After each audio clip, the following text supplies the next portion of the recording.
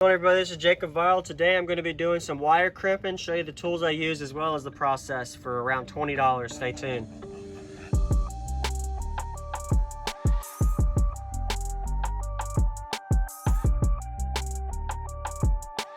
So I got some spare wire here, all the tools I'll be using, as well as I got some extra wire here and some fun today. So if y'all have any suggestions throughout this video, feel free to comment. Not the most experienced at this, but glad to do videos about my system, as well as cardio videos and demo videos. So stay tuned, hit the like button if you haven't, and subscribe for more videos. So a lot of wire I've done in my build, so I kind of wanted to start off with this for anybody new watching. Have a lot of wire to kind of show y'all. The reason that I use these tools is because I've ran so many wires. I've done the big 4, big 5. I've ran at least 4 to 5 runs to the back of my vehicle for my system. I took my battery delete out, so even more wires to do that.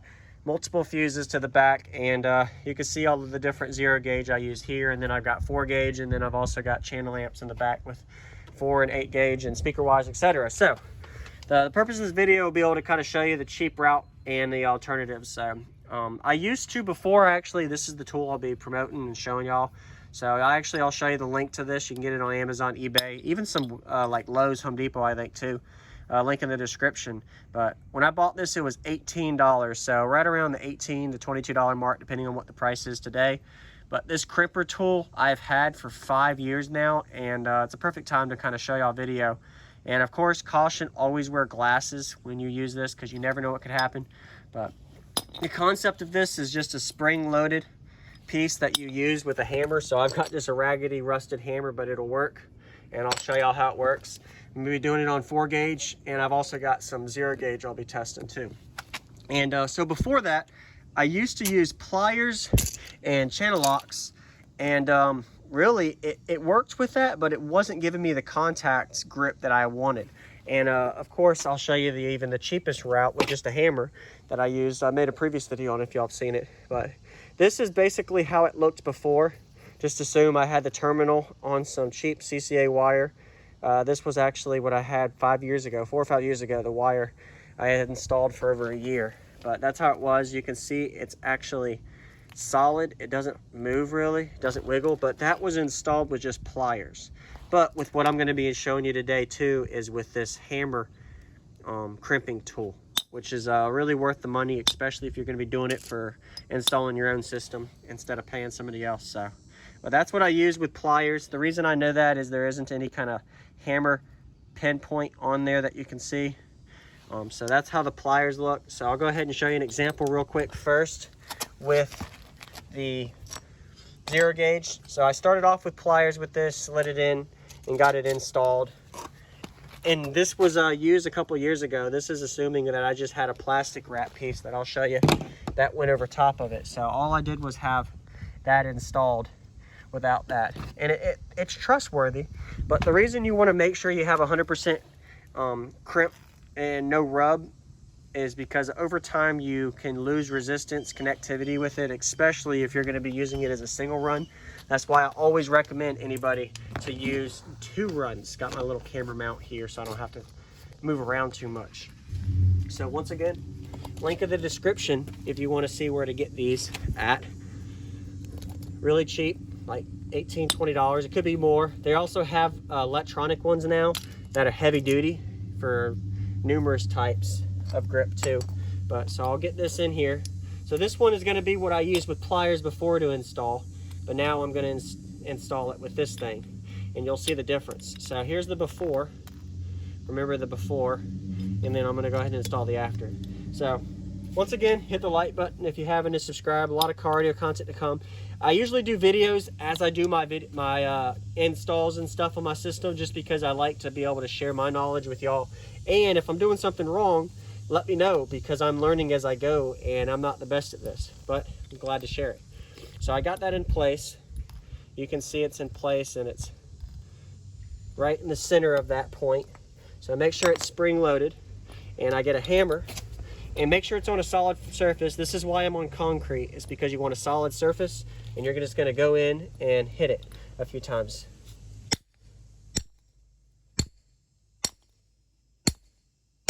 There we go. Usually it's like 4 or 5 times I'll hit it, and Look at the difference just by doing that. So this is not the most bright. I could have moved it in a little closer first, or even recut it and installed a new terminal, for example. But I'll flip it over to the other side. So this is how it would be if you installed it completely with a nice install. MVX 0 gauge terminal, ring terminal there with this hammer tool. So I installed it just like that. So for right at $20 plus whatever kind of terminals you get that nice clean install for it. And hope this helps somebody show how I install it that way. So that's the expensive route, not the most expensive, but of course you'll spend a little money for the tool, but it'll be well worth it. Had this for 5 years, it's still working. And I've done a lot of different changes on mine. I probably use this tool for a few hours, at least 250 crimps of wire over my time of using it. But definitely happy with it. Take this off camera, mount real quick. There we go. So I can show y'all how it looks with that on it. And then I'm gonna do the 4 gauge to show y'all how it looks with the 4 gauge. So that's the tool I used to crimp it. So right at $20 to crimp with that tool right there. So no need to use the pliers or vice grips.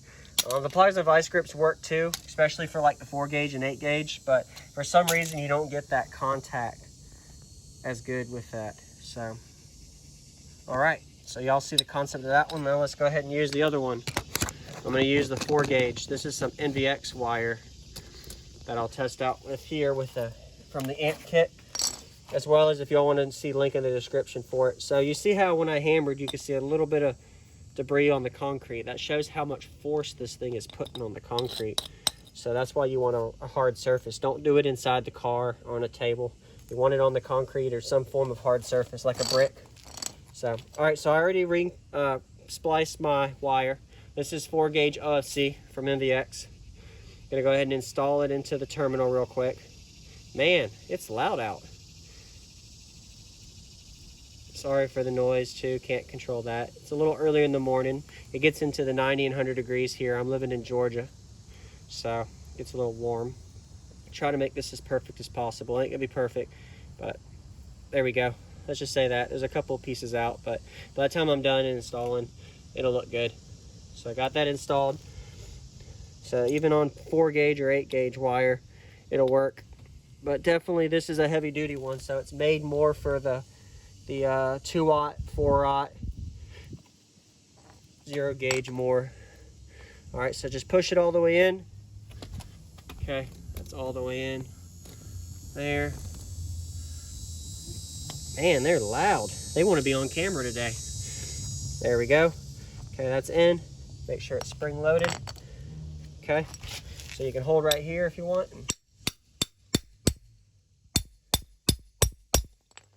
Hit it a few times in there. I hit it a lot. Shouldn't have done that much with 4 gauge, but oh well. You can see it over excessive. So see, that was with 4 gauge. Look at that. So you see how much force that put in. And then of course that's an oversized 4 gauge terminal. This is going to be going to an amplifier, 4-channel amplifier. So, and then that's if you install the heat shrink after as well. So, but the kit came with this, so if you install this over it, fits perfectly over. You don't need the heat shrink. So depending on what you do, you can just install it that way. So that's the tool I used to do that. Now to show you all the rigged up last method that I don't recommend doing, but it's worked for me before I got the crimp tool. So this is just a piece of leftover I have here. This was the cheapest jerry rig process I've ever done. Is literally just get a hammer, make sure it's in place, and then just done. That's the way I used to do it. And then I just get a rubber casing over it afterward, or a heat shrink over it. So if it doesn't fit over it well, you might have to heat it up or get heat shrink. And just that simple. And nobody would know afterward. But that's why a lot of my wires a few years ago were so wide here. because I hammered it in, and it makes it widen out. But that's the process I use. Hit the like button, subscribe if you haven't, check out link in the description if you want to see how to get this tool and where you can get it at. I think it's Amazon and eBay are really convenient. If you buy online, you also get it in stores. And try to use some heat shrink too. Got over it. But that's it. I'll see you on the next one. Thank you for watching.